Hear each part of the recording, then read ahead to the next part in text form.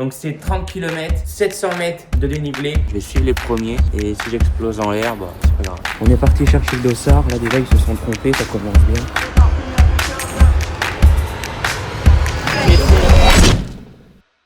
Salut tout le monde, j'espère que vous allez bien. Aujourd'hui, on se retrouve pour faire le trail des Côtes Matra. Donc c'est 30 km, 700 mètres de dénivelé. J'ai choisi ce format pour préparer au mieux la Pastourelle, qui est le gros objectif de ma saison, qui interviendra au mois de mai, le 10 mai pour être précis. Donc ce sera pareil, la Pastourelle c'est 30 km, par contre il y a beaucoup plus de dénivelé. On est sur du 1500-2000. Donc aujourd'hui, c'est la même distance, mais par contre pas avec le même dénivelé. Et bon, c'est la seule course que j'ai trouvée. Donc on va faire ça aujourd'hui, départ à 14 h. Let's go. On va continuer les gens. Ouais. Mais pourquoi t'es filmé là? Ouais. Ah mais c'est vraiment filmé? Ouais. Bah oui, mais pourquoi tu le fais pas au dernier moment?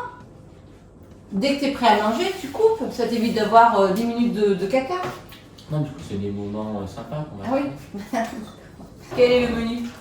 Du jambon blanc avec du riz et une banane en dessert. J'essaie de faire le repas le plus simple possible, sinon après on a mal au ventre, on a des problèmes digestifs, donc que des féculents, pas de légumes. Et ça, je crois qu'une banane, on dit que c'est un fruit, mais c'est considéré comme un féculent, comme des pâtes, du riz. Combien de kilomètres la course? 30. 30 kilomètres? Non mais c'est vrai? Ouais. Ah mais c'est plus qu'un semi-marathon. Ouais. Tu fais ça en combien de temps? 2h15. Oh bah on a le temps d'aller se promener, papa, d'aller visiter. Peut-être me donner de l'eau et à manger. Bah si t'as soif, tu cours plus vite, tu viens me chercher. On est parti chercher le dossard, là déjà ils se sont trompés, ça commence bien. Ils m'ont donné le 44 alors que j'ai le 43. Je viens de m'en apercevoir une fois rentré à la voiture. Donc c'est parti, échanger le dossard. Bon, la stratégie ça va être de suivre les premiers, parce que d'habitude le problème c'est que je pars trop tranquillement. Donc là ce que je vais faire, je vais suivre les premiers et si j'explose en l'air, bah c'est pas grave. Au moins j'aurais tenté quelque chose. Ouais, l'an passé, les premiers, ils ont fait en 2h15 la course. Ils faisaient du 4,20 au kilomètre. Ce qui est plutôt quand même pas mal hein, pour un trail. Ça commence à galoper un peu. Ouais, normalement, il y a quoi? Il y a 2-3 favoris, je pense, aujourd'hui, qui sont capables de courir en dessous de 2h20. En vrai, je vais les suivre.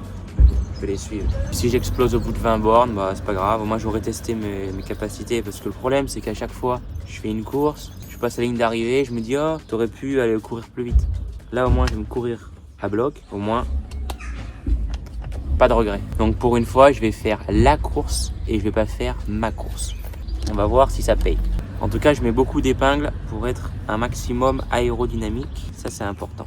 Bon, le dossard est pas droit comme d'hab, ça ne m'empêchera pas de courir vite. Voilà, le dossard est mis. Et là, ouais, ça va, ça passe. Allez hop, je me change. Thibaut, monsieur le maire, vite fait. Allez, on va vous souhaiter une belle course. On a fait la moyenne au point de vue météo. 2 ans, il était très mauvais. L'an dernier, il faisait trop chaud et vous vous plaignez qu'il manquait d'eau. Donc cette année, on a fait la moyenne. C'est impeccable. Vous allez être humecté le long du circuit. Ça va vous faire du bien. Allez, 5, 4, 3, 2, 1.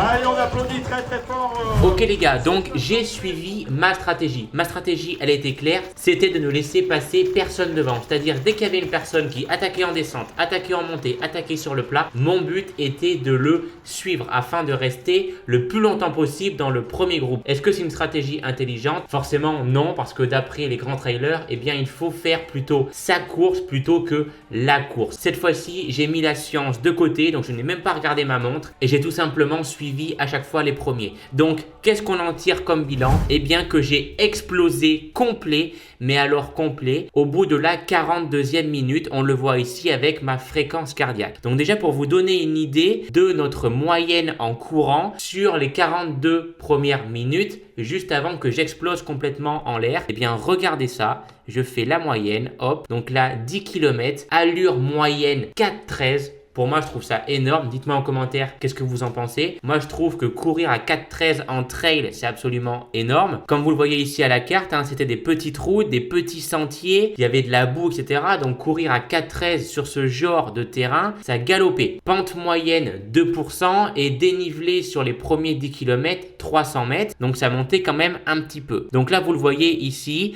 au bout de 1 minute, je suis monté à 170 BPM et ensuite je suis resté toujours ici autour des 170. Donc j'étais quand même à une bonne allure, à peu près à mon rythme que j'étais capable de tenir au semi-marathon. Autant vous dire que j'avais pas de très grandes jambes, je peinais quand même à suivre le rythme, mais une fois que je m'étais embarqué à vouloir suivre les premiers, je me suis dit tu n'as plus le droit de lâcher, bien évidemment, jusqu'au moment où j'ai complètement explosé. Donc j'ai explosé ici au bout de 42 minutes. Comment ça s'est passé? Bien en fait, au bout d'un moment, mon corps a dit stop. J'étais vraiment dans le groupe des premiers, on devait être 4-5 et je me suis complètement stoppé. On était dans un faux plat montant dans un chemin et je suivais le groupe et d'un coup, je suis passé de courir à une allure ici, voilà, on était à du 3,28, 3,30 en montée, c'est n'importe quoi, et à courir à du 5. Vous voyez, hein, là, l'allure, elle est juste ici. On courait à du 3,28 ici.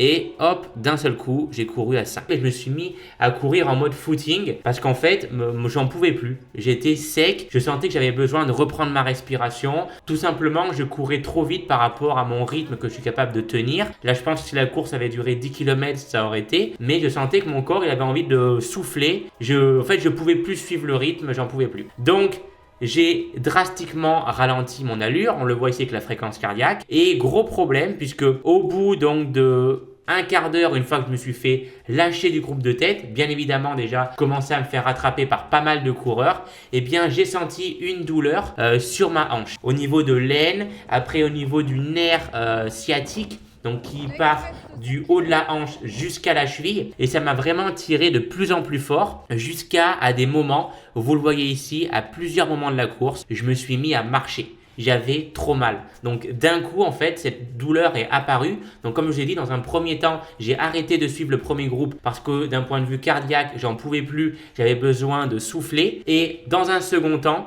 j'ai senti plusieurs douleurs apparaître. Une au niveau de l'aine, une au niveau du nerf sciatique et une troisième, ce qu'on appelle le problème de l'essuie-glace au genou, vous savez, c'est le tendon là qui est juste ici. Donc j'ai eu 3 douleurs et là c'était la catastrophe, je ne pouvais plus courir. On le voit sûrement voilà, sur mes allures, je courais ici à la fin, là ici j'ai fait pas mal de marches, qu'en fait j'arrivais plus à courir, c'était affreux, j'avais trop mal à la jambe, je courais pas vite quoi, j'étais à 6 minutes par kilomètre, j'arrivais plus à courir. Donc je me suis fait rattraper par plein de coureurs. Je suis passé de la position de premier, voilà, j'étais dans le premier groupe, on était 4-5. Je suis donc passé de premier à la fin, classement final, 20e. Au départ, on était 72. C'est une hécatombe complet. En tout cas, j'aurais essayé ma stratégie, mais ça n'a pas marché.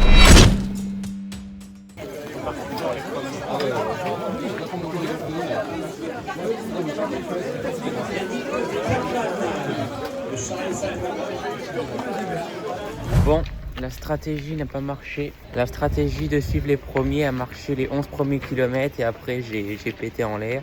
Donc pendant 3-4 kilomètres, je courais quasiment plus, j'étais mort. Et après, je me suis aperçu que j'avais une espèce de claquage à la cuisse. Donc je courais mais à maximum 10 km/h. Bref, c'était une belle galère. Donc du coup, je finis 19e, assez loin du premier, je crois à plus de 30 minutes. Donc pas grand chose à noter.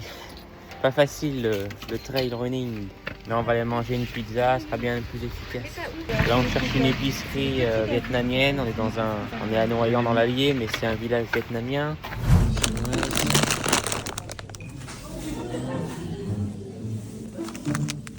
Ah, il manque de trucs bizarres. La prochaine course, ce sera la Pastourelle. C'est dans un mois, ce serait pareil, 30 km et beaucoup plus de dénivelé. Donc j'espère que ça ira mieux. Là, j'ai vraiment une blessure tout le long de la jambe, ce qui fait que je ne pouvais pas courir correctement. Je vous mettrai toutes les images qu'on a mis durant la course, en espérant que ça fasse une petite vidéo quand même bien sympathique. Et puis on se retrouve pour une prochaine vidéo. Ciao!